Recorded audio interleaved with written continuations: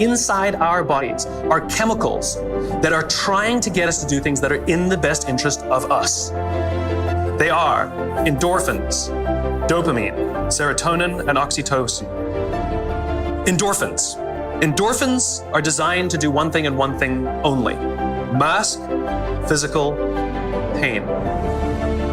If you're a runner, if you've heard of a runner's high, what's happening is when that runner's out there pushing their bodies harder than they've ever pushed before, they feel good. And then an hour later, they're in pain for damage they caused their muscles an hour before. Endorphins, they're designed to mask physical pain. Dopamine. Dopamine is the feeling that you accomplish something you set out to accomplish. The whole purpose of dopamine is to make sure that we get stuff done. This is why you must write down your goals. There's a biological reason for that. We're very, very visually oriented animals. You have to be able to see the goal for it to biologically stay focused. And every time we achieve a goal that makes us feel like we're making progress to the vision we can see, we keep going and going and going until we achieve something remarkable. You have to be able to see it. Dopamine. Dopamine comes with a warning. Dopamine is highly, highly, highly addictive. Here are some other things that release dopamine: alcohol, nicotine, gambling, your cell phone. We can also get addicted to performance in our companies when all they do is give us numbers to hit, numbers to hit, numbers to hit, and a bonus you get, and a bonus you get, and a bonus you get. All they're doing is feeding us with dopamine, and we can't help ourselves. All we do is want more, more, more. One of the things we know about dopamine addict is they will do anything to get another hit, sometimes at the sacrifice of their own resources and their relationships. Dopamine is dangerous if it is unbalanced. Serotonin is responsible for feelings of pride and status. This is why public recognition is very important. We are social animals and we need the recognition of others. This is why we have commencement for graduation. You could get an email that says, "Congratulations, you fulfilled all the requirements for graduation. Enclosed, please print out the PDF of your diploma." Wouldn't feel so good, right? So instead, we have a big ceremony to recognize the accomplishment. And in the audience, we put our family and our friends and our teachers, all of those in our tribe who've supported us and watched our backs as we've made it through. And then we show up on that day and we go up on that stage and we take our diploma. It feels great. We feel our status rise. We feel our pride go up. And here's the best part about serotonin. At the exact moment that you took your diploma and you felt that surge of serotonin go through your body, your parents sitting in the audience also got a surge of serotonin and also felt an intense pride watching you graduate. And this is what serotonin is trying to do. It is trying to reinforce the relationship between parent and child, coach and player, the caregiver and the one who is grateful for the support they are given. The problem is you can trick serotonin. We live in a materialist society, so we judge status very often in our country based on how much money you make.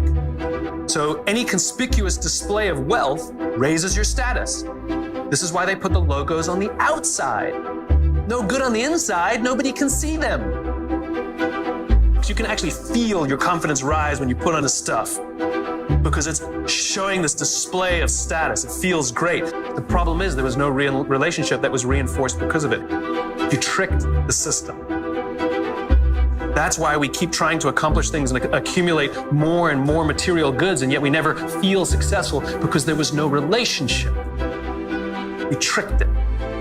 We gamed it. Oxytocin. This is the best chemical of all. Oxytocin is the feeling of love, trust, and friendship. Oxytocin is that intense feeling of safety that someone's got your back. There are multiple ways you can get oxytocin. One way to get it is physical contact. Hugging feels wonderful. When women give birth to children, huge surge of oxytocin in their body. This is what's responsible for the mother-child bond. It's all that oxytocin in the system. Another way you can get oxytocin is through acts of human generosity. Doing nice things for people.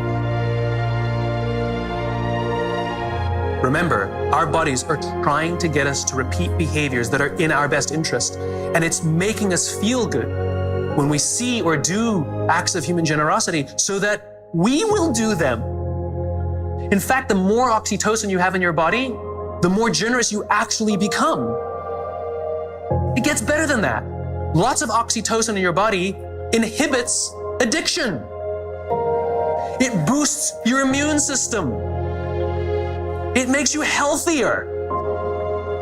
That's why happy people live longer.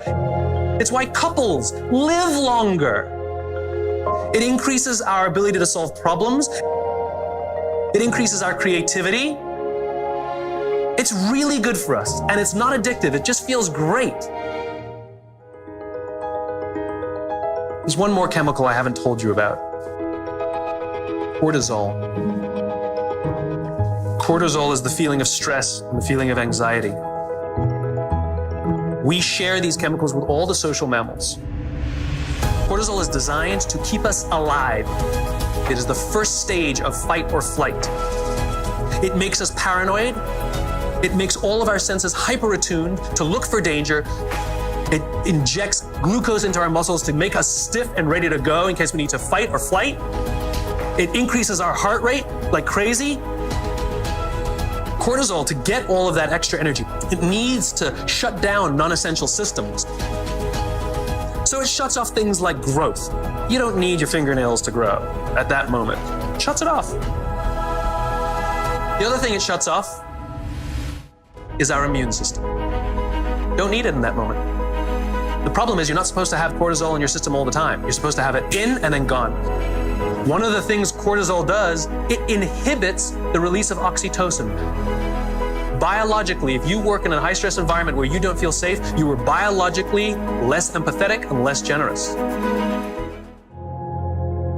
Alcoholics Anonymous has been highly effective for decades.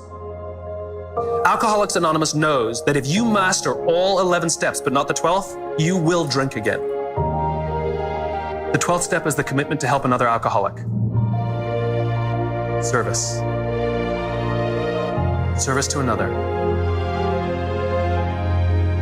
Oxytocin wins. Serotonin wins.